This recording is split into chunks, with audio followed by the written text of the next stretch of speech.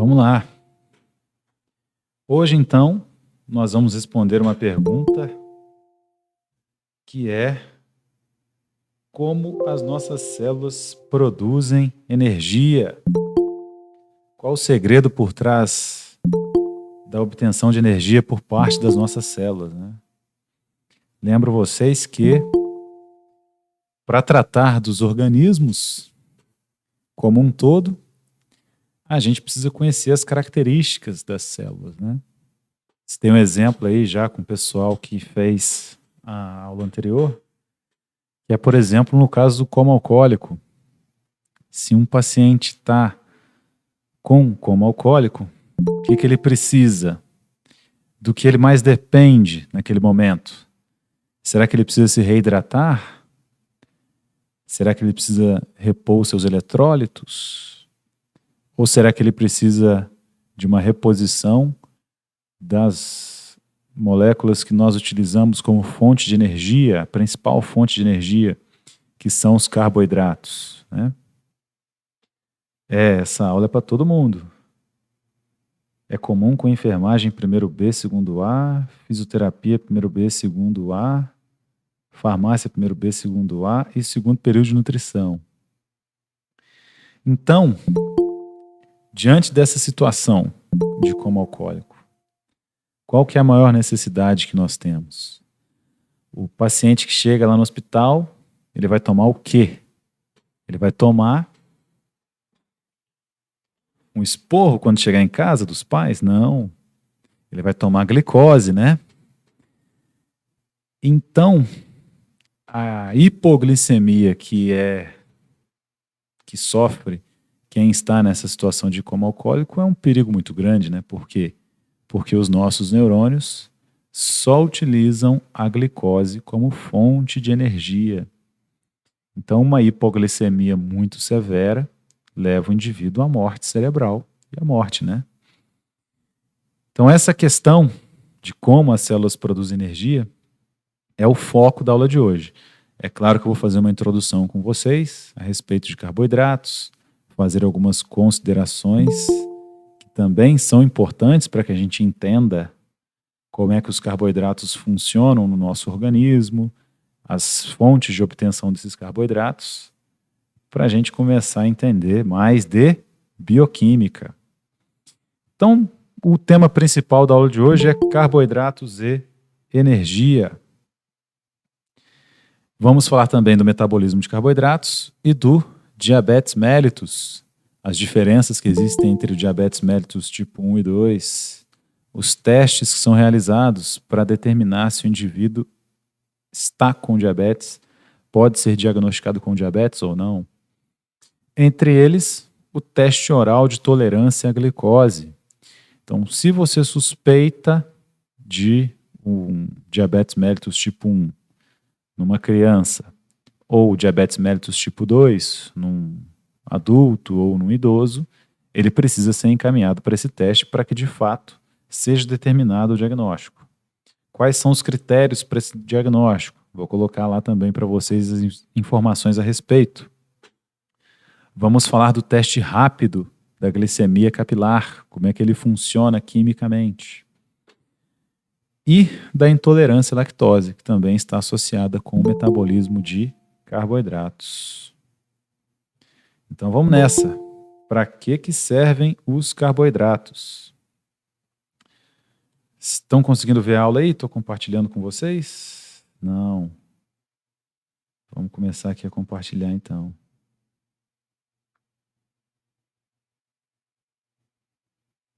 Agora sim.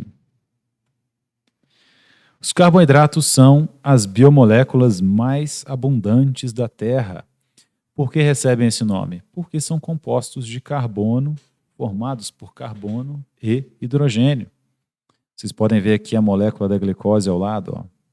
Carbono, carbono, carbono, carbono, carbono, carbono e hidrogênio. Várias hidroxilas presentes na molécula de glicose também. É por isso que você consegue dissolver glicose em água. A glicose, nessa estrutura, tem uma característica polar, não é verdade? Por ter esses diversos oxigênios. Então é fácil dissolver a glicose em água. O difícil é a glicose atravessar uma membrana plasmática, não é? Porque as membranas plasmáticas das células são constituídas de fosfolipídios. Vocês já aprenderam isso com o professor Gabriel. Então, para que a gente consiga transportar a glicose para uma célula, é necessária a interferência de transportadores. Os transportadores que são sensíveis à insulina, que nós veremos também durante a aula de hoje. Ok?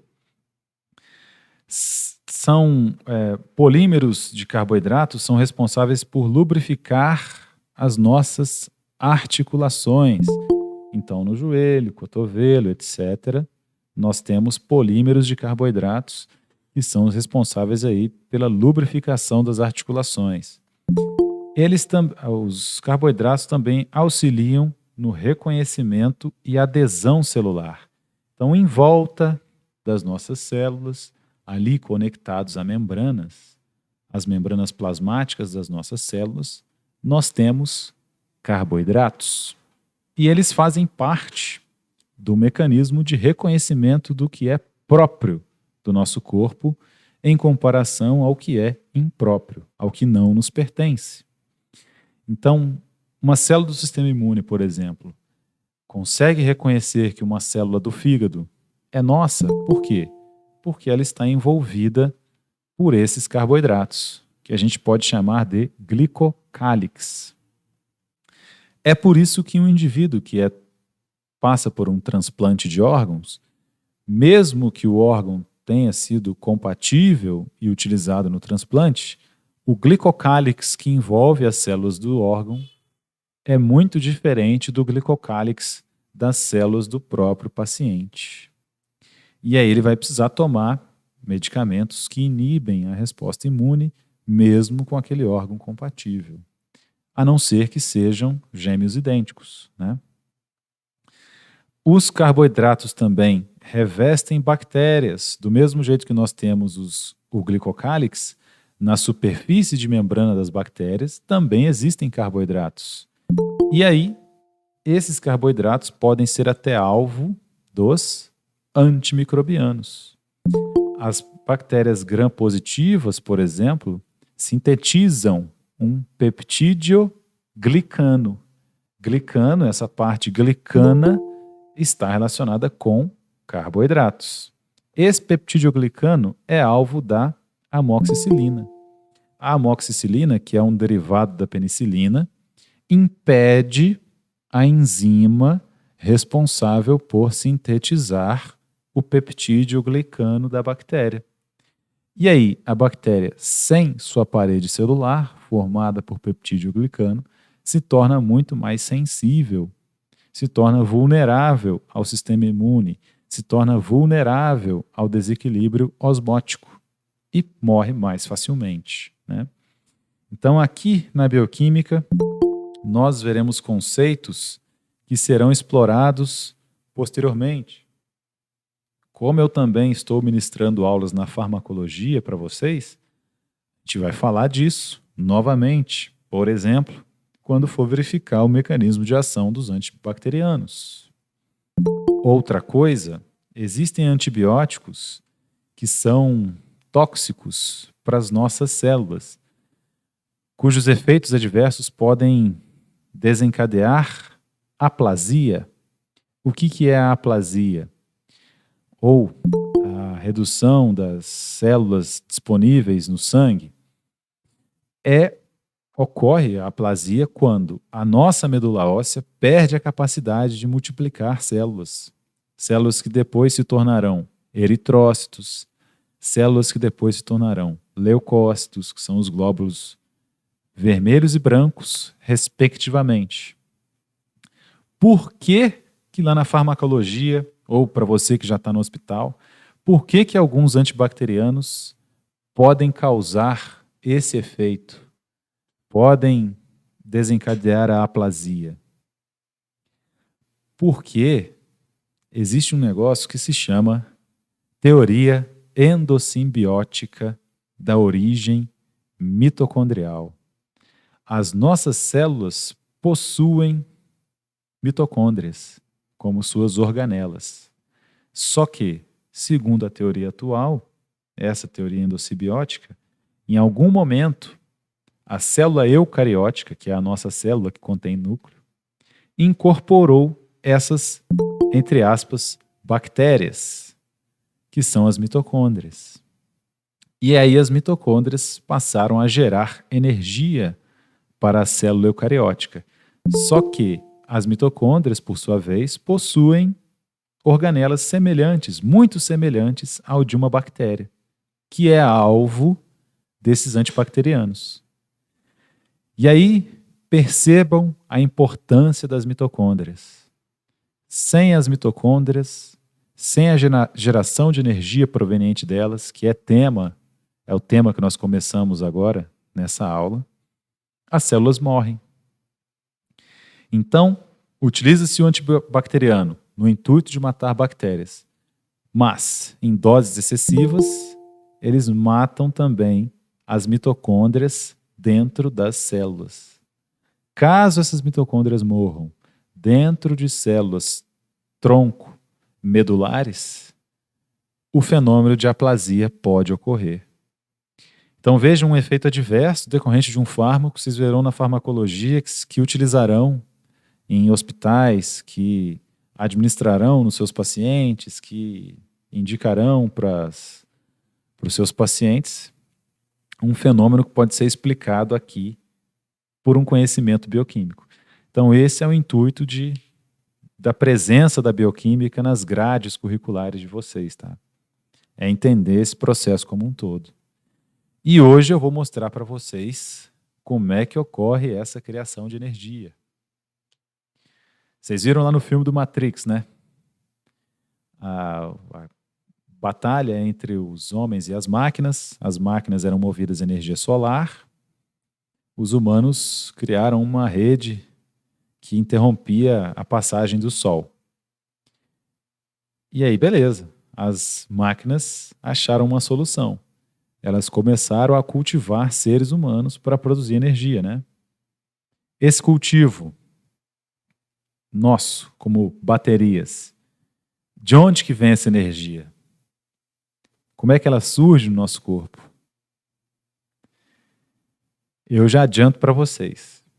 É muito semelhante à geração de energia do nosso corpo com a geração de energia por uma turbina hidrelétrica. Hoje a gente vai mergulhar dentro da célula e entender como que isso funciona. Mas, por enquanto, continuando aqui, os carboidratos também compõem o ácido hialurônico, que pode ser usado para preenchimentos faciais. E a área da estética, como vocês sabem, tem crescido bastante, né? Aqui eu coloquei esse exemplo de notícia, né? Um enfermeiro esteta e o uso do ácido hialurônico, mas certamente para todos nós profissionais de saúde isso é um tema quente. E mesmo na estética, percebam a utilização de um produto que você vai conhecer pela primeira vez aqui na bioquímica. Outro exemplo da presença e da importância dos carboidratos, né? Aqui nós temos um vaso sanguíneo, circulando nesse vaso sanguíneo um leucócito, um glóbulo branco. No local que existe uma inflamação ou uma infecção, os leucócitos têm que migrar para lá para dar uma resposta imune, para impedir que aqueles micro-organismos se multipliquem, para matar esses invasores, né? Na parede dos vasos, nas células endoteliais que compõem esses vasos, existe uma proteína, a selectina P. A selectina P pode se aderir a uma glicoproteína ligante de selectina P que está na membrana plasmática dos leucócitos. Então vejam que interessante, nós tínhamos falado do glicocálix, né, que é utilizado para reconhecimento. Então carboidratos na membrana plasmática das nossas células para reconhecimento do próprio e impróprio. Também existem glico, e aí tem carboidrato, porque tem esse sufixo glico, associado à proteína. Então, carboidrato associado à proteína na superfície da membrana dos leucócitos. Essa glicoproteína ligante da selectina P, como o próprio nome já diz, se liga à selectina P. Ao ligar-se, o leucócito vai desacelerando. Desacelerando, ele é capaz de passar pela diapedese, passar por entre as células endoteliais e chegar até o sítio de inflamação.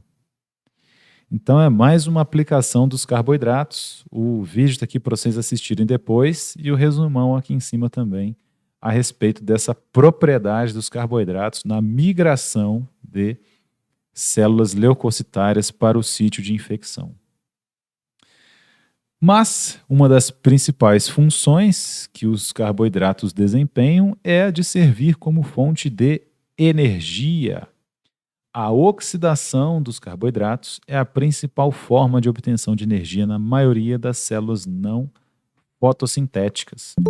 Então, quando a gente fala, por exemplo, das células do sistema nervoso central, como havíamos comentado, a produção de energia se dá majoritariamente por carboidratos. Temos um exemplo dos leucócitos, né, com a diapedese. E leucócitos e sistema imune também se nutrem apenas de carboidratos. Então, a falta de carboidratos, né, muitas pessoas fazem dietas que cortam totalmente a ingestão de carboidratos, isso pode também prejudicar tanto o cérebro quanto o sistema imune. Polímeros de carboidratos são formas de armazenamento de energia. Então, nem todo aquele carboidrato que a gente adquire na alimentação é gasto. Muito desse carboidrato se tornará reserva energética.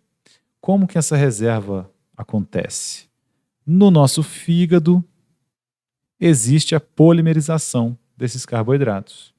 Eles acabam se tornando um polímero chamado glicogênio. Polimerização, vocês sabem o que é, né, pessoal? É o que a gente faz, por exemplo, com o petróleo para transformar o petróleo em plástico. É uma polimerização. E nos vegetais, essa polimerização também ocorre. Só que nos vegetais, o polímero de carboidratos é chamado amido. Tá? Existe uma diferença estrutural que a gente pode encontrar entre a planta mandioca e a planta cana. A forma de armazenamento do carboidrato na mandioca é a polimerização do carboidrato em amido.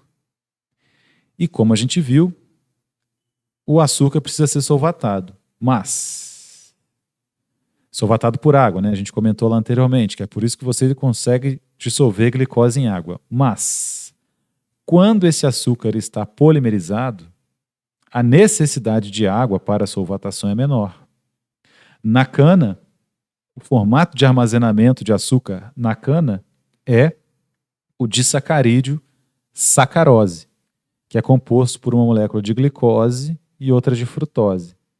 O disacarídeo não é um polímero, são apenas duas moléculas de carboidrato unidas. Então é necessária muita água para a solvatação da sacarose dentro da cana. É por isso que você espremer a cana, sai a garapa. Boa parte da massa de um pé de cana é água, né? Diferentemente da mandioca. Então, essa diferença bioquímica que existe entre eles serve para te dar um exemplo de como o glicogênio funciona também dentro do nosso fígado e dos nossos músculos, que são os locais de armazenamento desse polímero de carboidratos. Se a gente não polimerizasse a glicose para armazenamento, a gente ia ser uma grande bolha d'água, né? Porque íamos precisar de muita água para armazenar o mesmo tanto de glicose polimerizada em glicogênio na sua forma livre, assim como a cana precisa de muita água para solvatar a sacarose. Ok? Então, a polimerização do carboidrato e esse armazenamento no formato de glicogênio serve para desocupar espaço, né? Para sobrar mais espaço no nosso corpo. Nós armazenamos o glicogênio no fígado e nos músculos. No fígado, porque ele é um dos grandes responsáveis por controlar a glicemia. Certamente você já passou por essa situação em que você almoça meio-dia, lá para as 3, 4 horas da tarde, você sente aquela fome, mas uma fome violenta que parece que você nem almoçou. Só que se você continuar trabalhando, se entreter com algum assunto, alguma coisa, tiver que, por exemplo, pegar um ônibus, lá para as 6 horas da tarde é que você percebe que aquela fome já desapareceu. Por quê?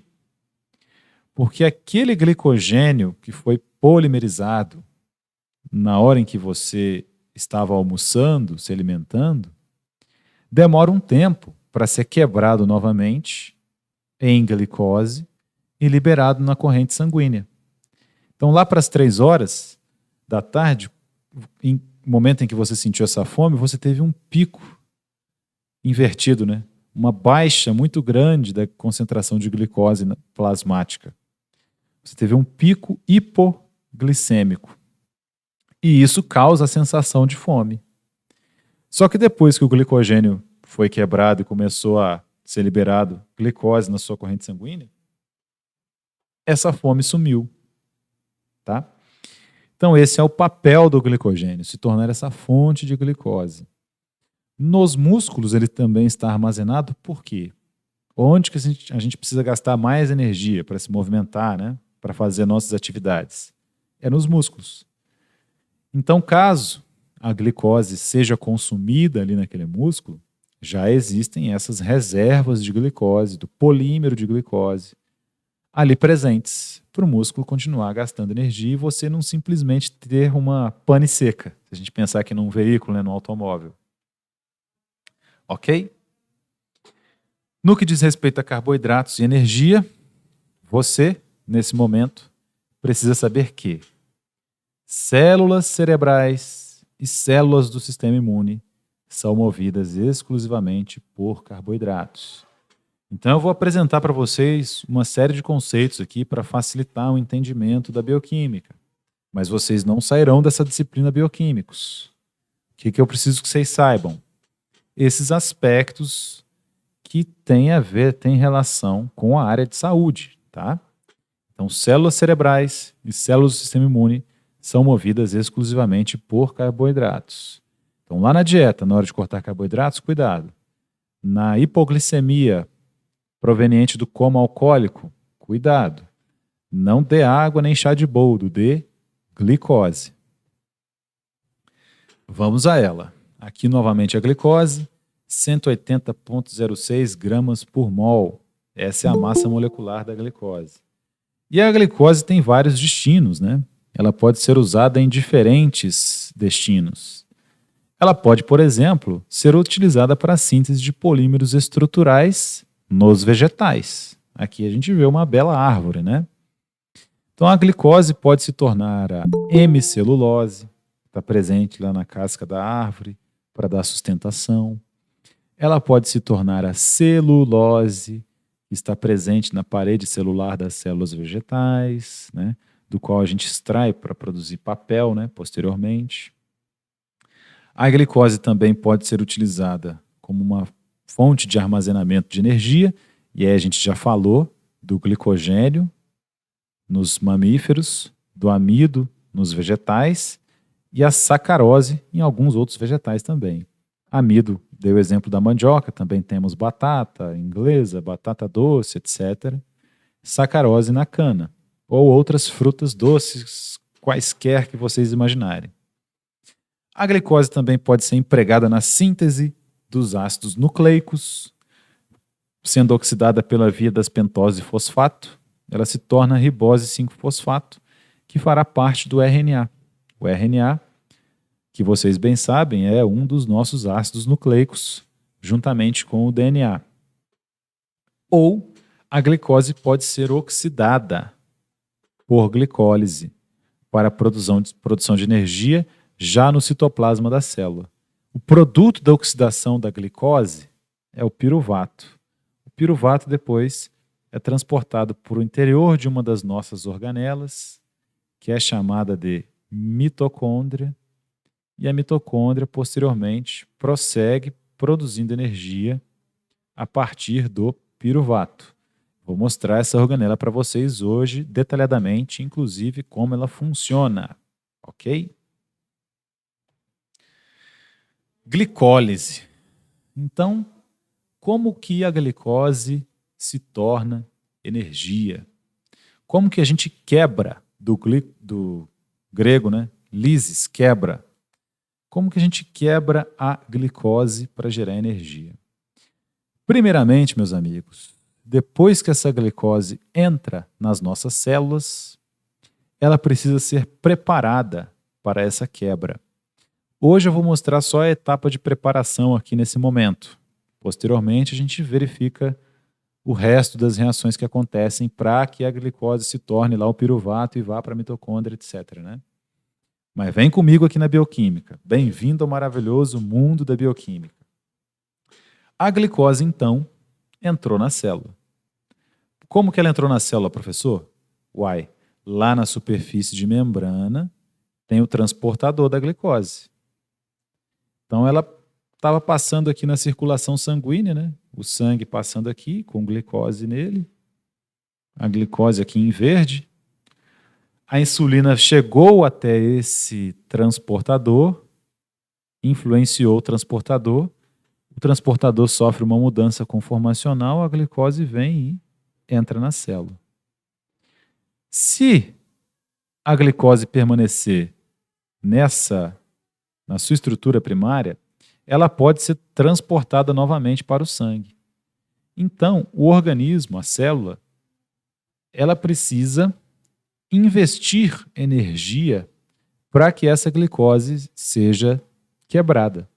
Ele já vai lá e uma das enzimas da glicólise, a hexoquinase, vai lá e conecta um grupo fosfato no carbono 6 da glicose. Como é que eu sei que é no carbono 6? Eu decorei? Não. É porque o nome dessa glicose, posteriormente, se torna glicose 6-fosfato. Pegou? Então, a glicose 6-fosfato já é um indício de que ela será quebrada. Daqui para trás, nem para pegar impulso. Essa glicose será degradada nesse momento, por ter sido já fosfatada. Não tem como remover esse fosfato dela, e a glicose que não tem esse fosfato pode ser transportada novamente para a circulação plasmática. Então a gente chama isso de point of no return. Não tem como voltar atrás. Daqui a glicose só vai para a quebra mesmo. Beleza.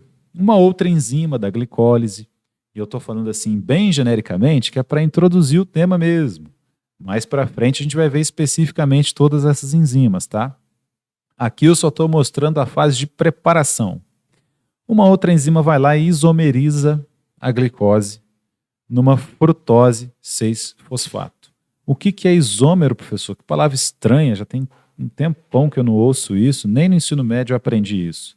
Não preciso que você saiba o que é, porque eu vou te informar agora, com um exemplo ainda. O isômero é uma estrutura que tem a mesma composição química de uma outra estrutura, só que as ligações são diferentes. Suas mãos, por exemplo, elas têm 5 dedos, só que as posições dos dedos são diferentes. Então as mãos, por exemplo, não são superponíveis. As suas mãos são isômeras. Por que a glicose 6-fosfato é um isômero da frutose 6-fosfato? Vejam as massas moleculares dessas duas moléculas. A glicose 6-fosfato, 258,02 gramas por mol. E a massa da frutose 6-fosfato? 258,02 gramas por mol. Exatamente a mesma massa. E elas são compostas exatamente dos mesmos átomos. Tem a mesma fórmula molecular, né? Então são isômeros. A enzima só vem e troca essa estrutura em barco por uma estrutura pentagonal, muito mais simétrica, né? E isso é feito para que uma outra enzima venha aqui no carbono 1. Como é que eu sei que é o carbono 1?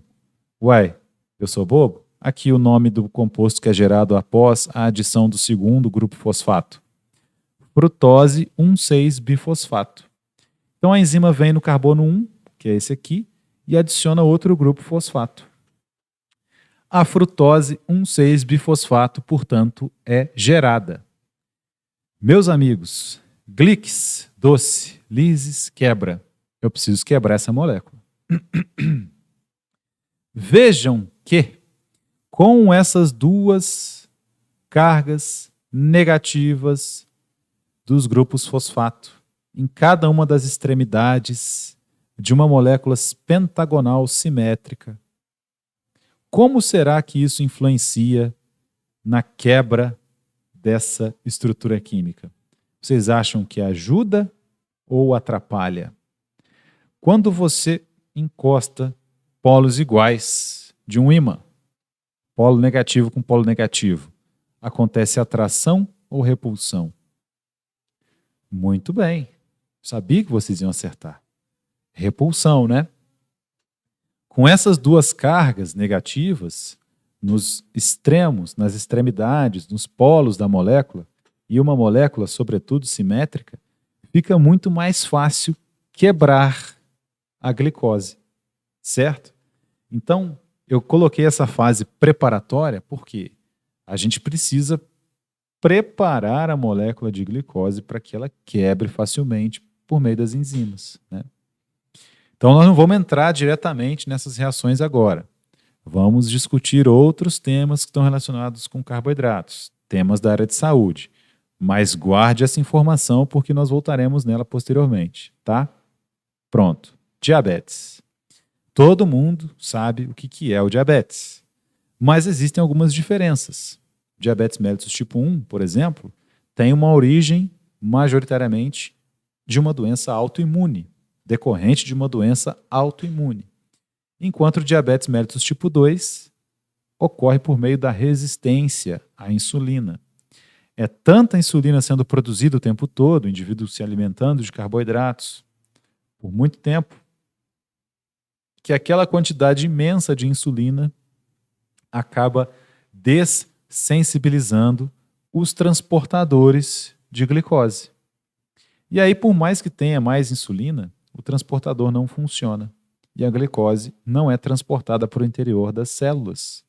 Ela permanece, portanto, na corrente sanguínea, causando a hiperglicemia. Certo? Aqui no diabetes mellitus tipo 1, algum erro do sistema imune fez com que as células beta-pancreáticas se tornassem o alvo de uma inflamação. E aí, essas células são eliminadas pelo sistema imune. As células beta-pancreáticas são as responsáveis pela produção de insulina.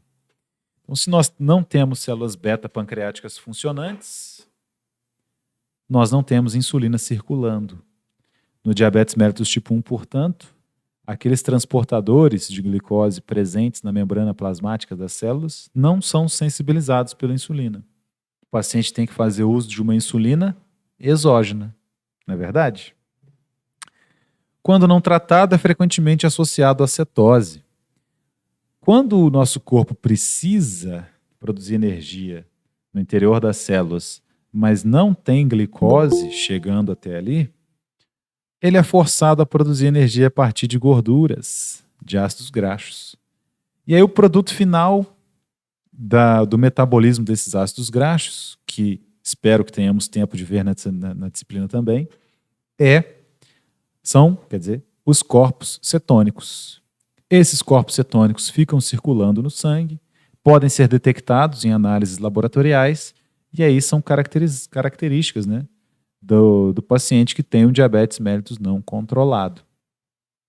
O paciente que tem um diabetes mellitus não controlado, uma alta produção de corpos cetônicos, inclusive ele tem cheiro de acetona, porque essa acetona começa a ser liberada no pulmão.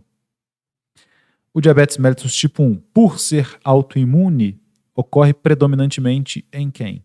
Em jovens, assim como todas as doenças autoimunes conhecidas. Na doença, a insulina circulante é inexistente ou em baixa concentração.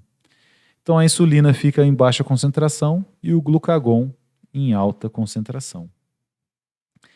Já no diabetes mellitus tipo 2, como tínhamos comentado, ele compreende um conjunto de distúrbios que apresentam em comum a presença de hiperglicemia e graus variados de complicações crônicas. Por quê? Nós temos alguns órgãos que funcionam tão perfeitamente que, mesmo na ausência de insulina, ocorre o transporte de glicose para o interior das células. Eu falei para vocês que o sistema nervoso central só funciona com glicose, não é? Pois é. Os transportadores de glicose para o interior dos neurônios, eles não dependem da insulina para funcionar. E isso tem que ser assim, quem nos fez assim, por quê? Porque a glicose que estiver circulando no sangue tem que ir para o cérebro.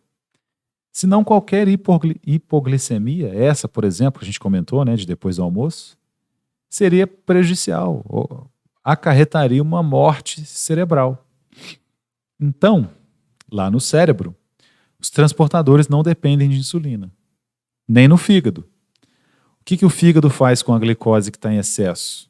Ele também transforma essa glicose em excesso em gordura e a armazena como fonte de energia, né? Uma reserva energética.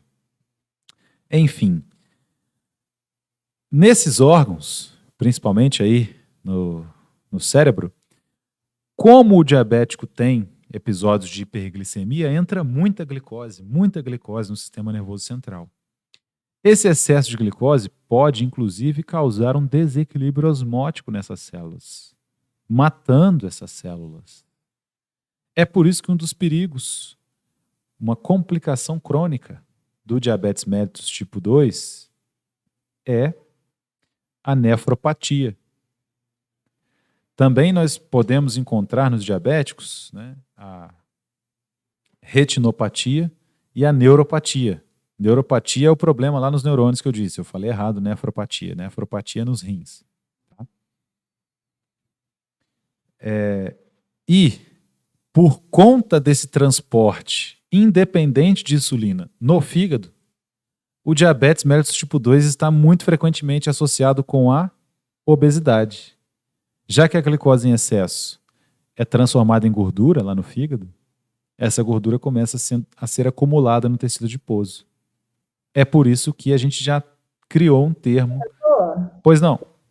Desculpa te incomodar, porque eu faço tratamento de síndrome de ovário policístico e até hoje eu não consegui entender qual que é a ligação da síndrome de ovário policístico para esse problema de hormonal que causa esse problema do aumento da glicose no sangue. Qual que seria a ligação tipo assim, essa correlação entre esse problema dos cistos no ovário com o aumento da glicose?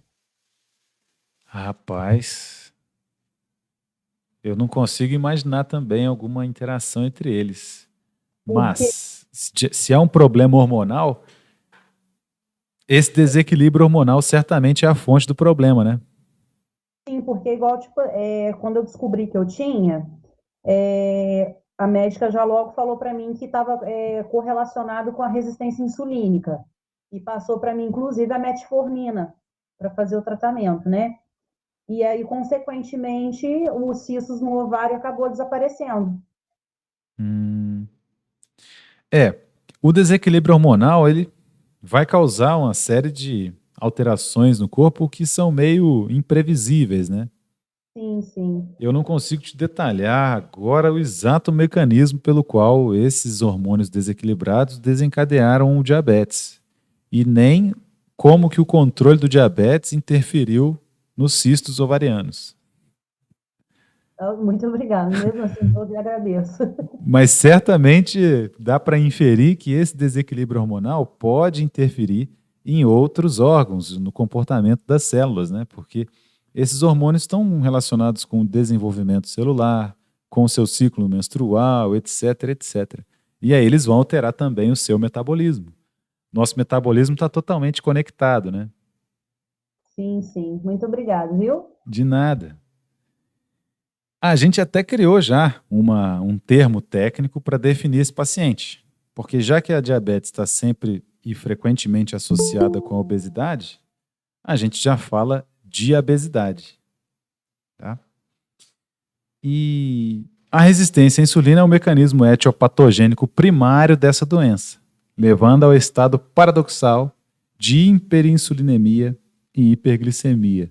Vou explicar para vocês que é o seguinte: como os nossos receptores de insulina presentes, por exemplo, nas células musculares, não estão mais reagindo a essa insulina, eles estão dessensibilizados, o pâncreas passa a sintetizar mais insulina, mais e mais e mais e mais insulina.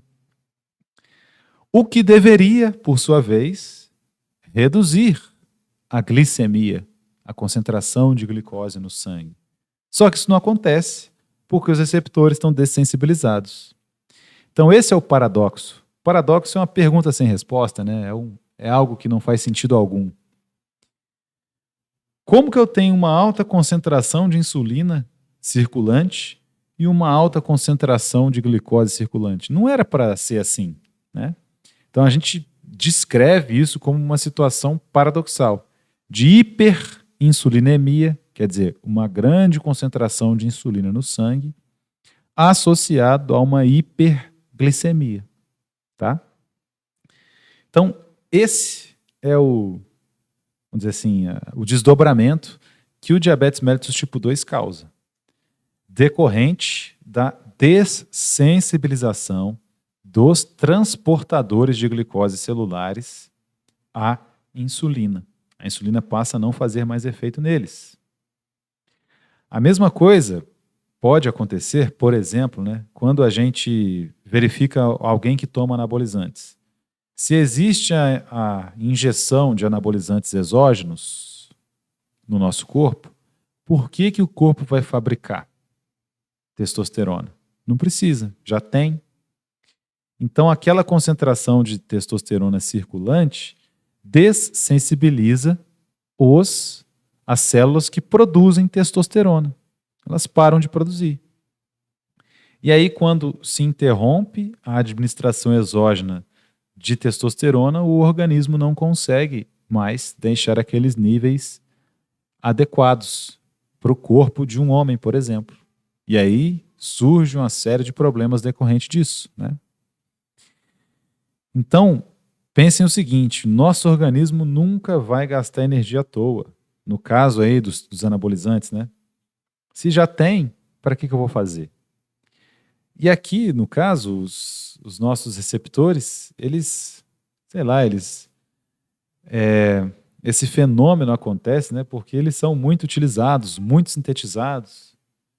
E aí talvez a célula entenda que não seja preciso fazer mais, e aí para de sintetizar outros receptores, eles entram em conflito. E aí esse caos se estabelece.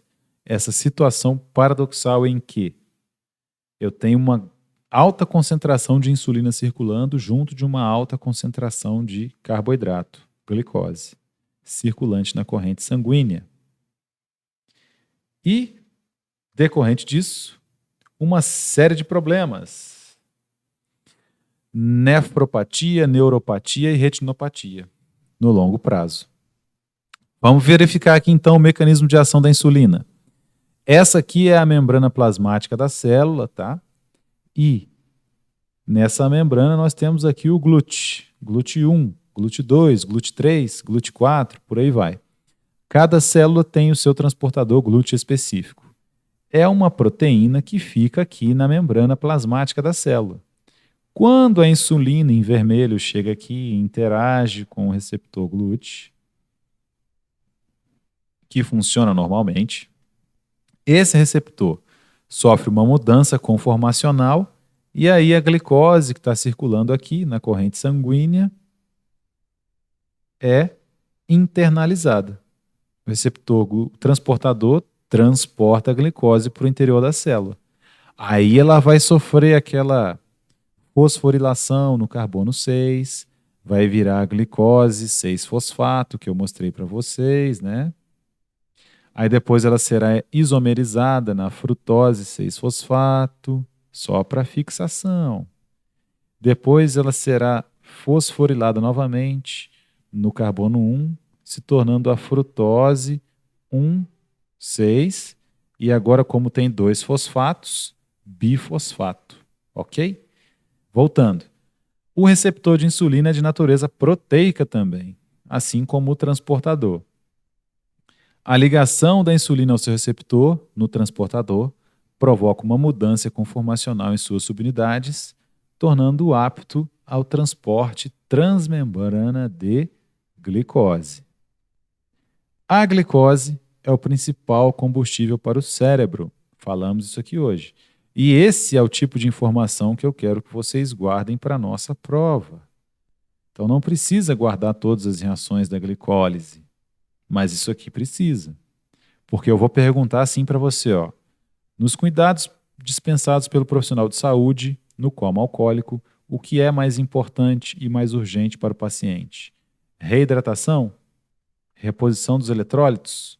Ou manutenção da glicemia? Agora eu tenho certeza que você já sabe responder. Bora! Teste oral de tolerância à glicose.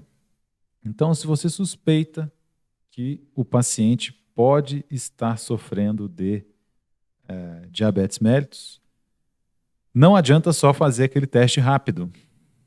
Ele tem que ser encaminhado para realizar esse teste oral. Para indivíduos com glicemia de jejum limítrofes ou alternadas, isso indica que, de jejum, de manhã, a glicemia tem que ser medida, por exemplo, por aquele equipamento com as tirinhas, né? Se ele tiver ali uma glicemia entre 100 e 130, ele pode ser encaminhado já como uma suspeita de diabetes para o teste oral de tolerância à glicose. E isso vai classificar esse paciente como diabético ou não. Esse teste oral também é indicado para a avaliação de pacientes com nefropatia, retinopatia ou neuropatia não explicadas e com nível de glicose de jejum normal. Podem existir pacientes que têm diabetes mellitus e não sabem. E aí ele apresenta uma neuropatia. Como eu expliquei para vocês, no sistema nervoso central, as células transportam glicose de forma independente da insulina. Então, o diabético tem uma hiperglicemia. O que vai acontecer com o neurônio? Ele vai jogar um monte de glicose para o interior da célula. Não vai ser capaz de reduzir a glicemia, mas ele ficará repleto de moléculas de glicose. Isso vai provocar um desequilíbrio osmótico, porque não precisa de açúcar para solvatar a glicose, de água para solvatar o açúcar, né? De água para solvatar a glicose, a gente já não comentou isso no caso da mandioca e da cana. Precisa. Então, muita água vai entrar no neurônio. Isso pode explodir o neurônio. E aí nós temos a neuropatia. A mesma coisa com as células da retina, retinopatia. A mesma coisa com as células dos rins, nefropatia. Ok? Então, se o paciente sofre disso, mas não sabe a causa, ele é encaminhado para o teste oral de tolerância à glicose, porque isso pode estar acontecendo por causa do diabetes mellitus. Quais são os cuidados prévios para esse teste? Os medicamentos que alteram a glicemia têm que ser evitados nos dias anteriores ao teste. 3 dias antes da prova, o paciente não pode fazer uma atividade física extenuante, tem que fazer atividade física normal, e a ingestão de no mínimo 150 gramas de carboidrato por dia, ou seja, uma dieta normal. E o paciente também não pode estar com doença aguda, porque as doenças agudas alteram a glicemia. Todas as preocupações que nós temos com a prevenção de doenças, meus amigos, acontece por causa disso. Se você fica doente de forma recorrente, se você pega aí uma dengue, pega uma toxoplasmose, se você desenvolve diabetes, se você está com hipertensão, isso tudo altera o seu metabolismo e pode alterar o seu metabolismo energético. Então, uma alta taxa, uma grande recorrência de infecções, por exemplo, urinárias, numa criança ao longo de um ano, vai alterar o metabolismo dessa criança. A gente percebe nitidamente hoje, com as condições de saúde que a gente tem, que os filhos crescem mais que os pais, né? Ora, mas por quê? Se eles são geneticamente muito parecidos, por que essa diferença de tamanho? Porque os nossos pais, na época deles, eles não se alimentavam como nós. Então o metabolismo energético deles era diferente. Eles adoeciam mais que a gente também, porque não tinham tantos recursos de saúde. Vejam a mudança que pode ser enxergada anos após, né? Enquanto atualmente a gente já consegue lidar melhor com essas questões energéticas, muitos de nós, né, que estamos aqui. Então, toda essa preocupação com as doenças tem essa base bioquímica aqui para você levar em consideração para a vida profissional. Beleza, como é que é feito o teste então? O paciente vai chegar lá de jejum, um jejum de 8 a 10 horas. Vai chegar num laboratório de análises clínicas. Quando ele chegar, já vai ser retirada uma alíquota de sangue para avaliar a glicemia, né? Então vai ver quanto de glicose tem no sangue ali no jejum. Em seguida, o paciente irá ingerir uma solução contendo 75 gramas de glicose anidra dissolvidos em 300 ml de água. Então ele vai tomar por via oral uma quantidade considerável de glicose muito, muito, muito, muito doce. A partir daí começa-se a contar o tempo.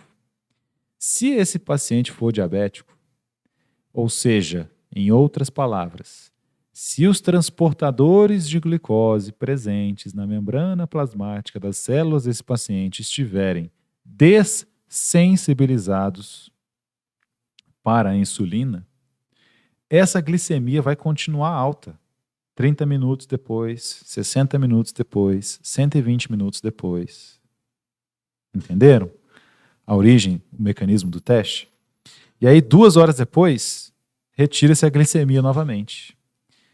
Se essa glicemia estiver maior ou igual a 200 miligramas por decilitro, o paciente é diagnosticado com diabetes.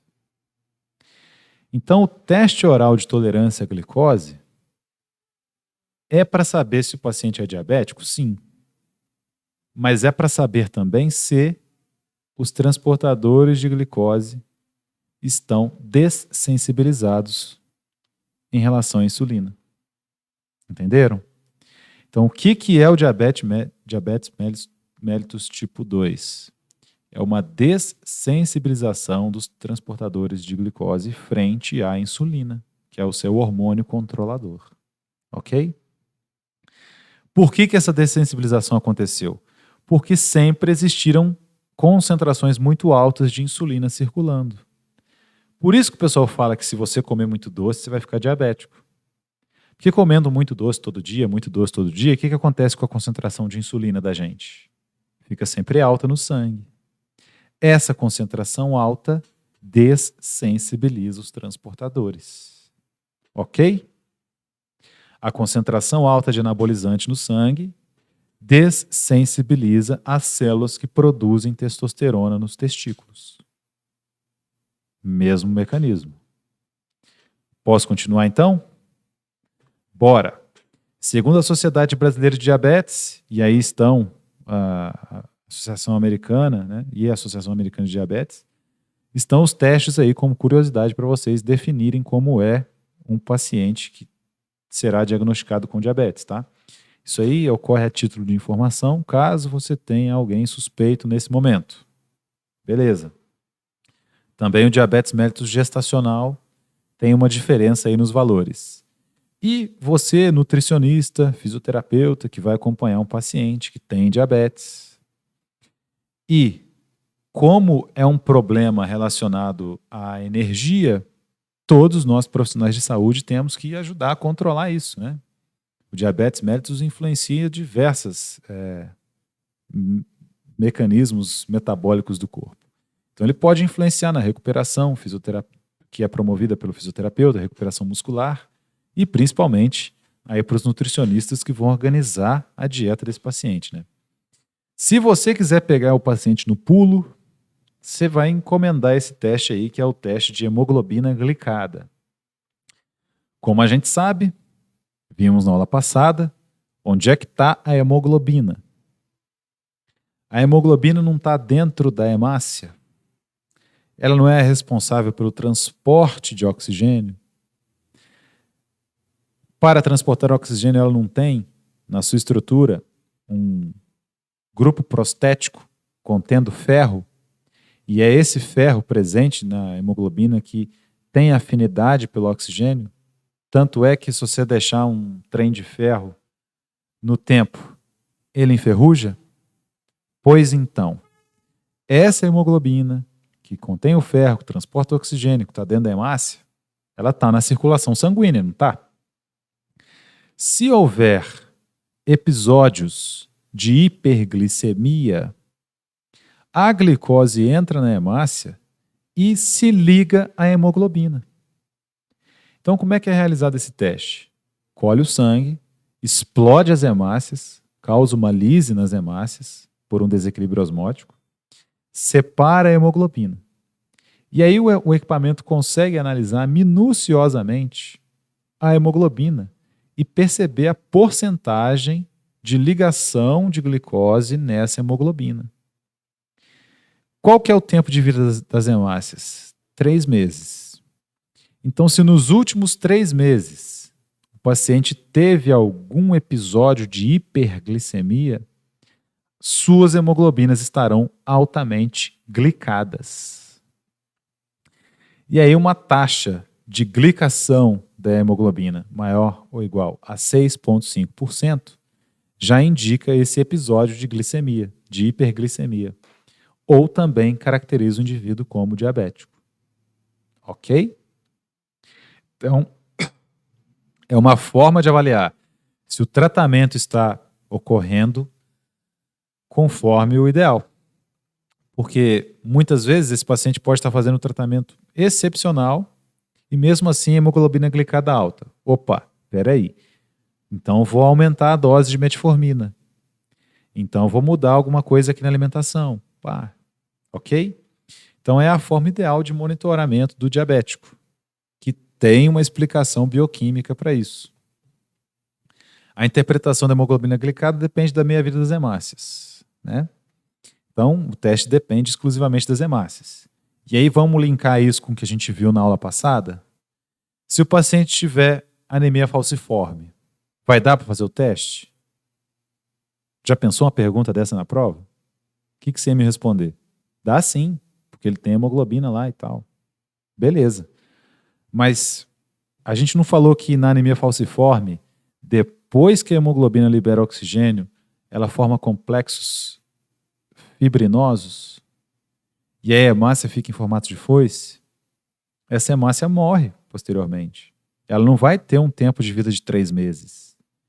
Então o teste de hemoglobina glicada não se aplica para o indivíduo que tem anemia falciforme.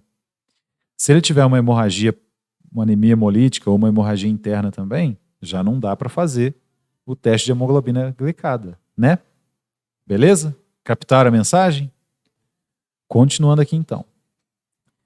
Como que funciona o equipamento que determina a glicemia pelas fitinhas? Vou mostrar para vocês aqui qual o mecanismo pelo qual esse equipamento funciona. Lá naquela fitinha, meus amigos, tem 2 enzimas, a glicose oxidase e a peroxidase. É por isso que aquela fitinha é tão cara. Porque para colocar uma enzima funcionante ali, é difícil, precisa de tecnologia, né? E é por isso que ela é perecível demais. Se ela molhar, por exemplo, já não dá para usar, né? Se ela pegar umidade, etc. Por isso que ela é guardadinha naquela caixinha específica para não pegar umidade. Enfim, quando a amostra de sangue é colocada ali, naquele sangue tem glicose. Espera-se, claro. A glicose mais o oxigênio do ar são convertidos em produto por essa enzima glicose oxidase. Ela oxida a glicose.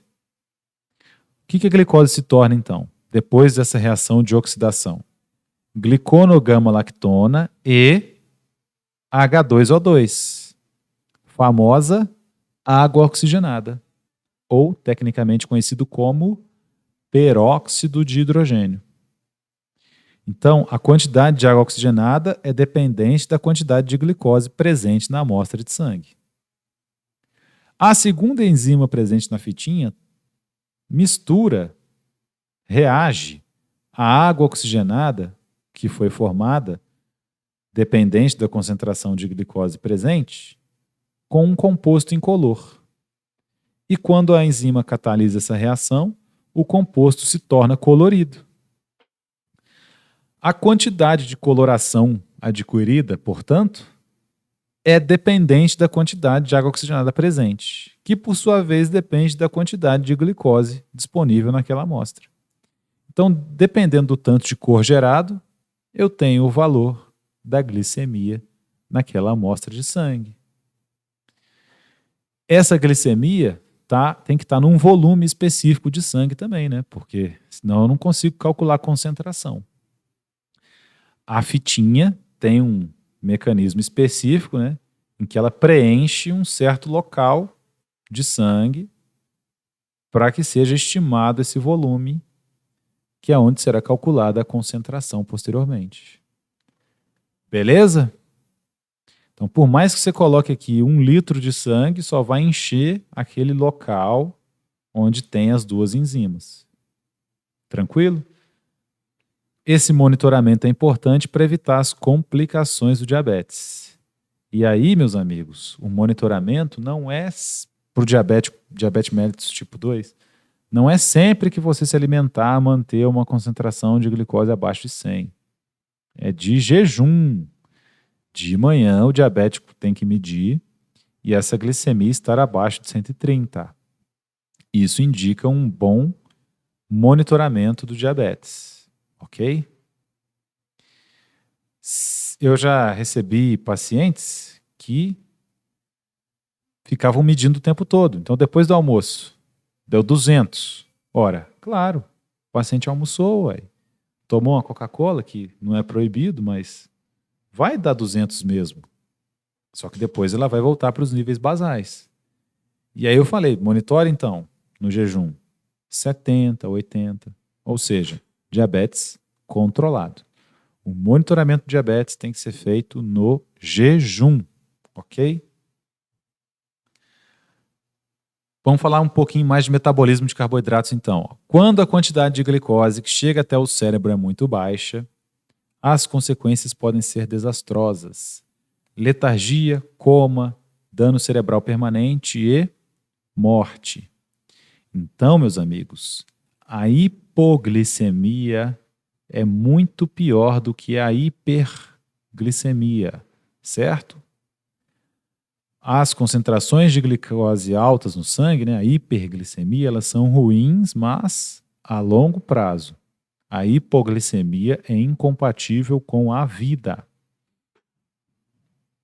E a longo prazo, a hiperglicemia, por sua vez, pode provocar insuficiência renal, doenças cardiovasculares, cegueira, uma cicatrização debilitada. Então, se a glicemia do paciente de jejum estiver entre 100 e 125 mg por decilitro, é um resultado duvidoso. Maior que 126, provavelmente diabetes. Tem que encaminhar para o teste oral de tolerância à glicose. E a hiperglicemia pós-prandial? Se tiver maior que 180 mg por decilitro, pode ser também um resultado duvidoso. O não diabético tem até 140 mg por decilitro. Mas depende do que você vai comer também, né? Se você tomar aí uma Coca-Cola com sorvete, churros, etc., aí vai ficar maior mesmo, mas isso é normal. Para finalizar essa parte, vamos falar da intolerância à lactose. Então, a lactose, assim como a sacarose, é um disacarídeo. Ela é formada pela galactose e pela glicose. Qual que é o problema aqui? Quando o animal, que é mamífero, desmama, ele reduz a produção de uma enzima intestinal responsável por metabolizar a lactose. Qual que é o nome dessa enzima? É um nome muito simples, fácil. Ela não metaboliza a lactose, então o nome dela é lactase. Tá? Então isso é comum. Tem algumas regiões do mundo em que geneticamente as pessoas não têm lactase suficiente, aí todas são intolerantes à lactose, etc. Mas dos mamíferos isso costuma acontecer. A enzima lactase hidrolisa a lactose em glicose e galactose, que são absorvidos pela mucosa intestinal. Aí a glicose vai para a circulação plasmática e a galactose vai para o fígado e o fígado vai transformar a galactose em glicose para liberar a glicose na concentração plasmática também. Beleza? Se não tem lactase, o que acontece? A lactose vai lá para o intestino e aí ela não é absorvida. Se ela não é absorvida, os micro-organismos da microbiota intestinal metabolizam a lactose. Aí eles transformam a lactose num produto tóxico. Esse produto tóxico pode irritar o intestino, causar uma reação de irritação. E aí o paciente pode sentir as câimbras abdominais. Essa lactose ali presente, água de solvatação. Lembra que a gente falou disso? Cana-mandioca? A lactose também vai precisar de água, ela vai puxar água dos tecidos intestinais ali presentes, do líquido intersticial, etc. E vai aumentar o conteúdo fecal. Então esse paciente, além das câimbras abdominais, ainda vai ter uma diarreia, porque a lactose ali presente vai puxar a água dos tecidos moles próximos. Então, mais um exemplo aí daquele equilíbrio osmótico que eu falei, da água de solvatação, do porquê os polímeros de glicose não precisam de tanta água para solvatação. Beleza? Vamos para a nossa segunda parte agora. Já demos vários aspectos gerais da função, né, dos carboidratos. E agora é meu papel mostrar para vocês como que esses carboidratos viram energia. A gente começa essa parte nessa aula, termina na aula que vem. Tá? Então já vou aproveitar esses minutos finais aqui para mostrar para vocês como é que funciona essa parte. A gente vai falar da mitocôndria. E aqui eu coloquei uma mitocôndria bem grande para vocês. A mitocôndria é uma organela citoplasmática, ou seja, nas nossas células, aqui o núcleo das nossas células, células eucarióticas, nós temos várias mitocôndrias. Elas são responsáveis por gerar energia. Dentro daquela teoria endossimbiótica da origem mitocondrial, mais alguns comentários. Sabe como é que eu provo que você é filho da sua mãe? Pelo DNA mitocondrial. A mitocôndria tem um DNA próprio. Ela se multiplica sozinha no interior das nossas células.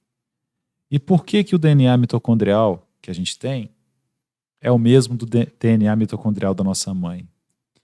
Porque quando eu tenho lá o óvulo e o espermatozoide, a parte do espermatozoide que tem as mitocôndrias fica aqui do lado de fora.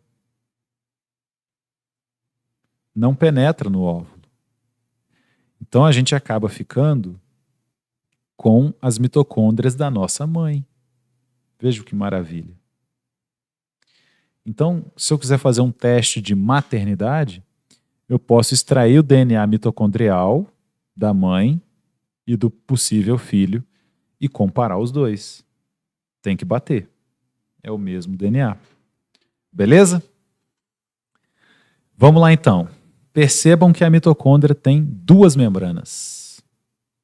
Essa membrana externa, que eu vou mostrar aqui para vocês em preto, ó. E ela possui também uma membrana interna, que eu vou fazer para vocês aqui em verde. Isso permite que a mitocôndria tenha um espaço entre as duas membranas. E essa característica da mitocôndria é que permite que ela gere energia por um mecanismo muito similar as hidrelétricas, que já existem aí há muito tempo, né? Só completando aqui o resto da membrana interna mitocondrial. Então, isso divide o volume interno da mitocôndria. A gente passa a ter a matriz mitocondrial, que é onde tem o DNA da mitocôndria, que é onde tem os ribossomos da mitocôndria, que é onde acontece o ciclo de Krebs, que nós veremos posteriormente.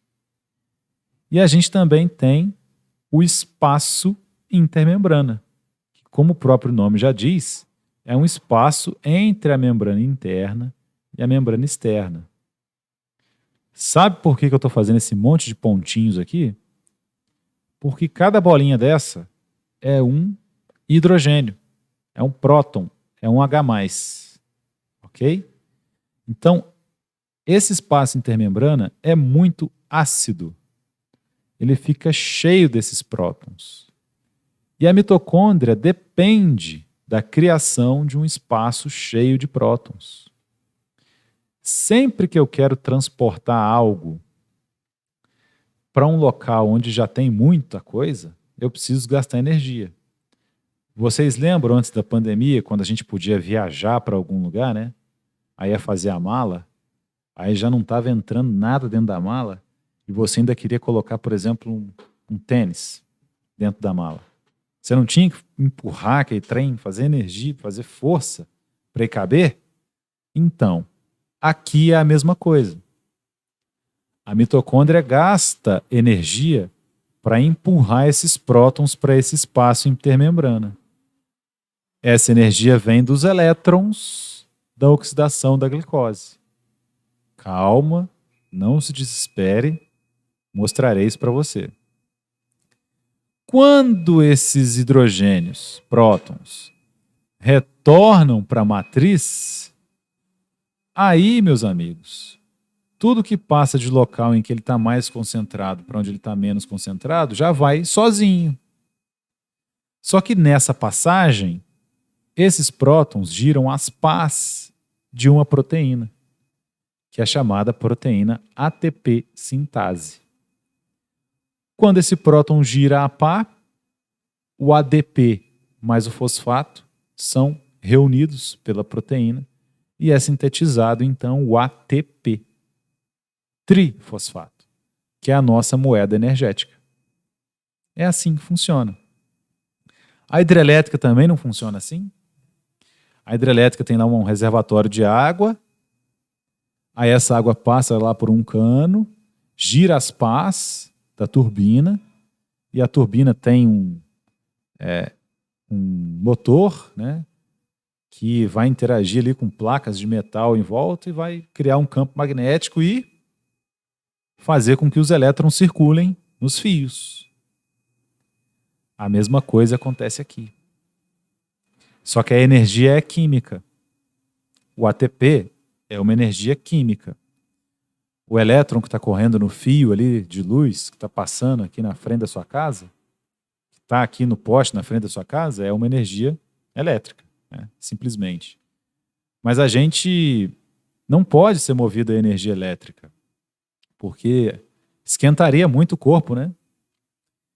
A gente precisa permanecer com a temperatura 36 graus Celsius. Então a nossa energia é química. Beleza? Essa é a introdução do funcionamento aqui da mitocôndria.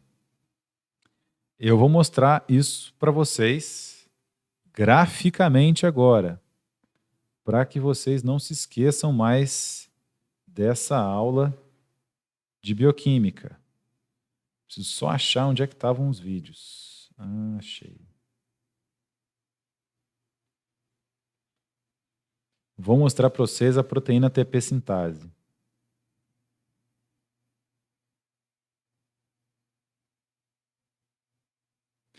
Aqui, pessoal.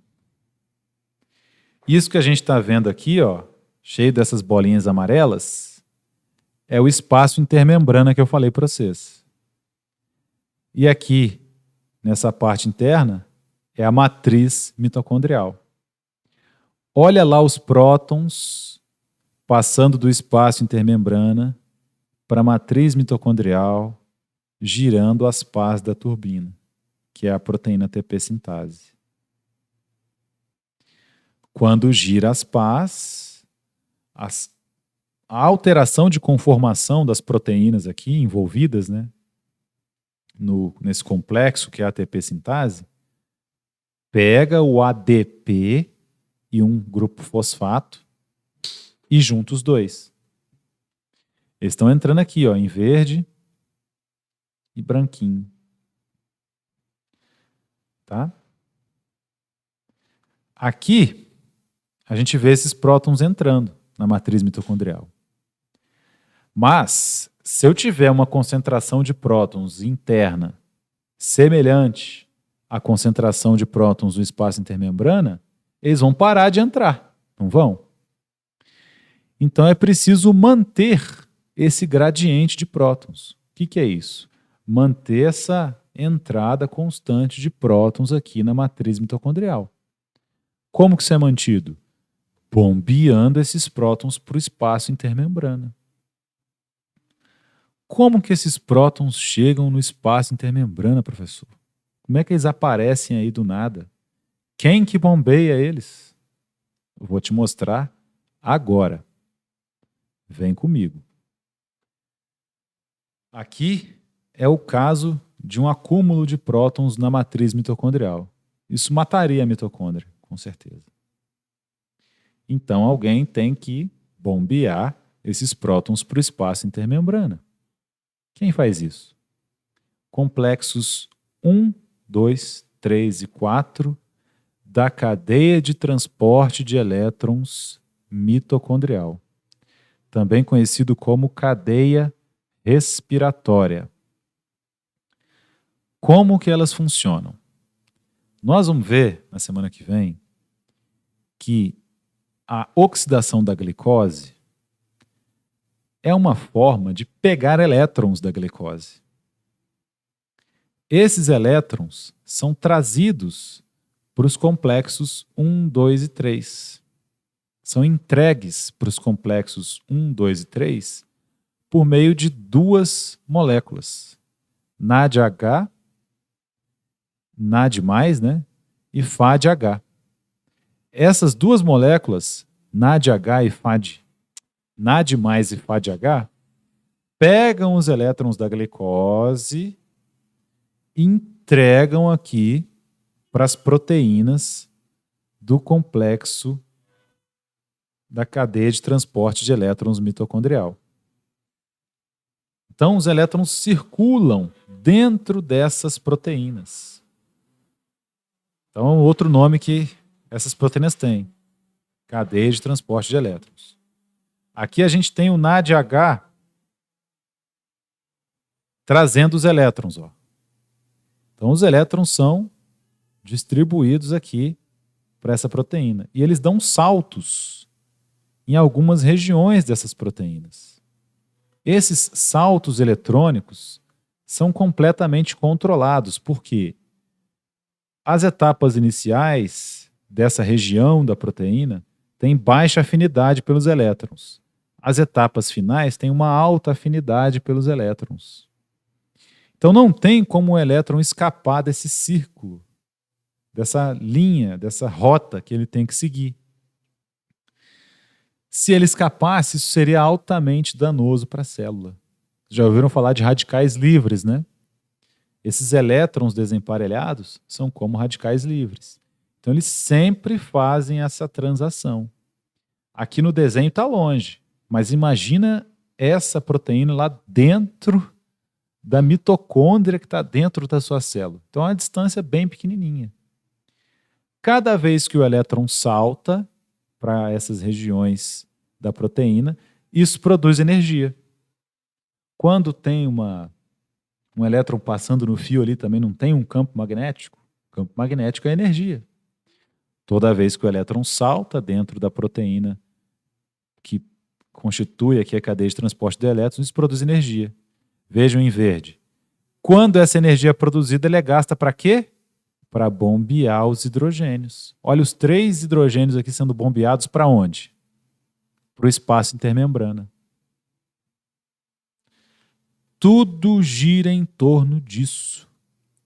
O transporte de elétrons gera energia para bombear esses hidrogênios da matriz mitocondrial para o espaço intermembrana. Vem a coenzima Q10, pega os elétrons aqui do complexo 2 e leva esses elétrons lá para o complexo 3. Complexo 1, na verdade. Não, complexo 2 mesmo. Ela faz isso do complexo 1 para o complexo 3 e do complexo 2 para o complexo 3 também. Ok? A mesma coisa que está acontecendo no complexo 2, só que aí a gente tem o Fá de H2 trazendo os elétrons para ele. Trouxe os elétrons, pularam. Esses elétrons, quando saltam, ajudam a liberar energia para bombeamento. Só que esse bombeamento não acontece no complexo 2. Ele vem acontecer aqui no complexo 3. Olha os prótons sendo bombeados. Em amarelo, passando da matriz mitocondrial para o espaço intermembrana. Esses elétrons, então, depois dessa migração toda, eles vêm aqui para o citocromo C. Como é que era o nome dele? Citocromo C, isso mesmo. O citocromo C vai levar esses elétrons aí para um outro local.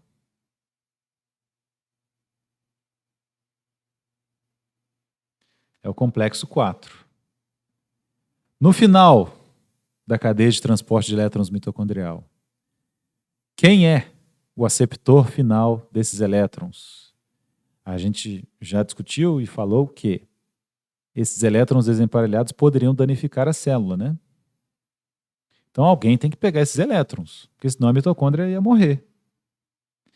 Isso que vocês vão ver agora é o motivo de vocês respirarem o oxigênio. É o motivo da hemoglobina carregar o oxigênio na aula passada, o tanto que a gente falou da hemoglobina carregando o oxigênio, etc. Por quê? O oxigênio é o aceptor final desses elétrons. Ele é que recebe esses elétrons ao final da cadeia de transporte de elétrons, para que ele se torne, juntamente com os prótons, o oxigênio. Aqui o oxigênio em laranja. Cada átomo de oxigênio vai pegar um elétron. Mais outro elétron. Mais outro elétron. E aqui ele ligou com quem? Com 2 hidrogênios. Forma moléculas de água. É por isso que a mitocôndria só funciona com oxigênio presente. Se a mitocôndria funcionar no ambiente sem oxigênio, esses elétrons vão se tornar radicais livres. Vão matar a mitocôndria, matarão, consequentemente, a célula. Ok? Então a aula de hoje serve para apresentar a vocês pela primeira vez para isso. Vocês precisam decorar isso?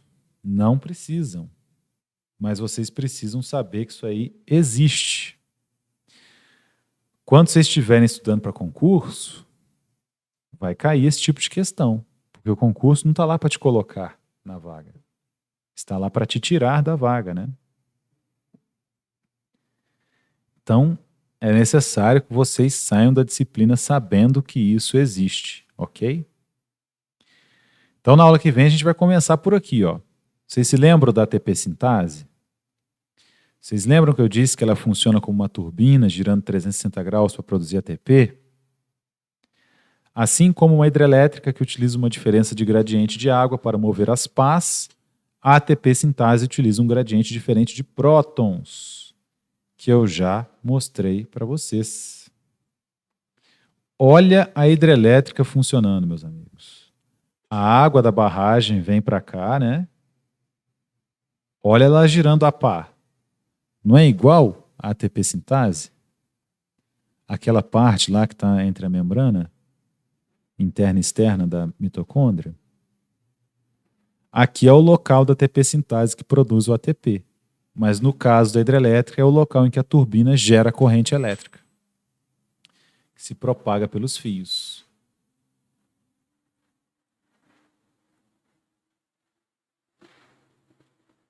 Aí aqui, a água é como se fosse os prótons, né? No caso, na hidrelétrica, a água passou, veio aqui para baixo, continuou. Só que aí chove, enche o rio lá para cima de novo. Aí essa água volta para cá. No caso da mitocôndria, quem bombeia os prótons para o espaço intermembrana para encher a barragem, né? É a cadeia de transporte de elétrons mitocondrial. Beleza? Isso a gente precisa saber. E durante a glicólise, temos moléculas que transportam esses elétrons lá para a cadeia de transporte de elétrons mitocondrial. São esses aqui, ó, o NAD+, ou o FADH. O NAD+, quando pega esses elétrons, ele é convertido a NADH mais H+. E eu vou mostrar para vocês como que isso acontece a nível molecular no NAD e no FAD. Cenas dos próximos capítulos, tá? Aqui o vídeo da mitocôndria para vocês verem a ATP sintase funcionando. Mais uma foto aqui da ATP sintase. E aqui uma prévia. NAD e FAD. Como é que a gente vai entender eles pegando esses elétrons? Dúvidas, sugestões, comentários? Fico à disposição de vocês. Sem dúvidas?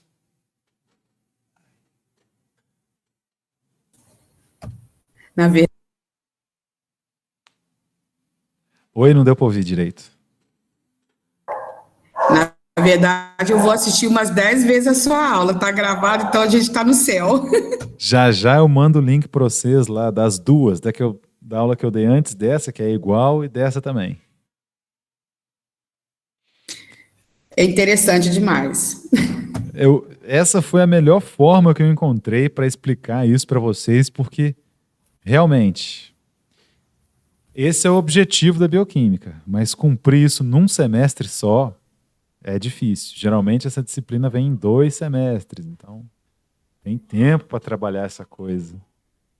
Mas tem que ser assim, meio corrido. Mas é a vida, cara apertada aqui. Quando assiste parece fácil. Quando sai da tá mais complicado ainda, professor. Tô entendendo nada. Mas calma que eu não vou cobrar para vocês esse nível de especificidade. Por exemplo, quantos ATP são gerados a partir do succinato no ciclo de Krebs? Quando eu tive que estudar era assim. Mas o que a gente leva disso para a vida profissional depois? O paciente vai chegar lá e vai me perguntar quantos ATP são gerados a partir do fumarato? Não. Mas eu tenho que saber que o sistema nervoso central se move apenas por glicose. Que tem a necessidade do oxigênio para que a mitocôndria funcione. Vou dar um exemplo básico para vocês. Isso vai principalmente para o pessoal da fisioterapia, né? Por que o músculo de um sedentário, quando ele faz atividade física, num dia, ele começa a doer no dia seguinte? Alguma hipótese? Porque ele não produz o ácido láctico? Ele produz o ácido lático. Ah, ele produz. Então... Como que ele produz o ácido lático? Ixi, professor. Como e por quê? A gente vai ver aqui na disciplina.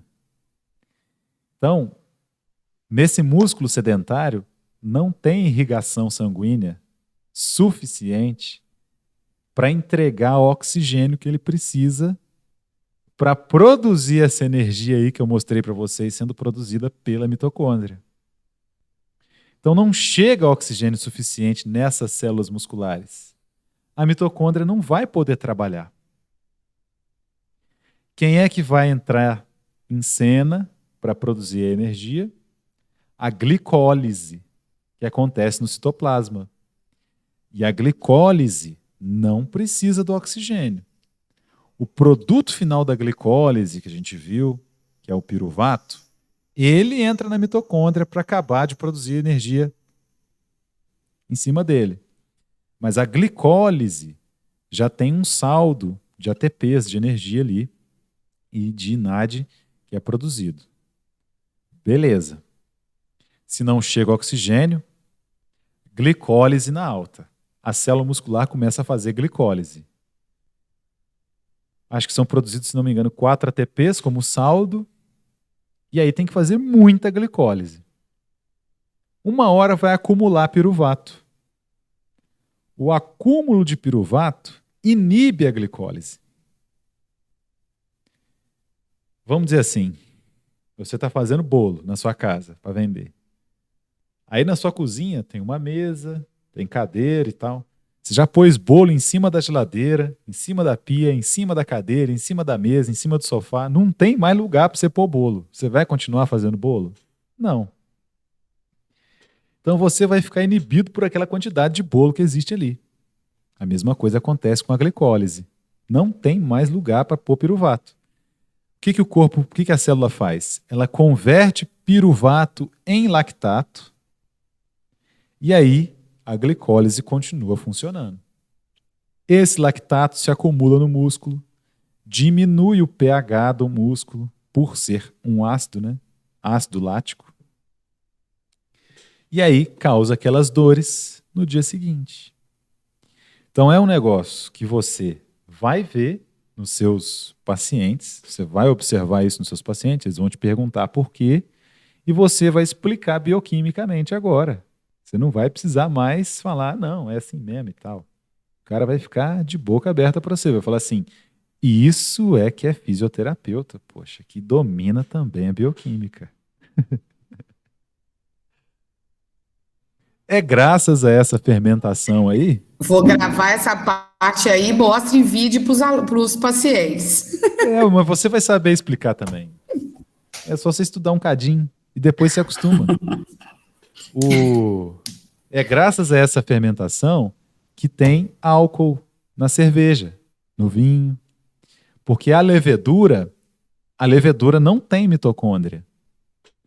Então, a levedura fermenta, por quê? Porque ela vai fazer glicólise. Glicólise, glicólise, glicólise. E aí, quando chega lá o piruvato no final da linha da glicólise, inibindo a glicólise, né, assim como o exemplo dos bolos que eu falei para vocês, a levedura transforma o piruvato em etanol. E aí libera etanol no meio. E aí a glicólise consegue continuar funcionando. Viram? Então isso é interessante para o pessoal da nutrição que vai trabalhar com cerveja, por exemplo. Ficamos assim por hoje, então?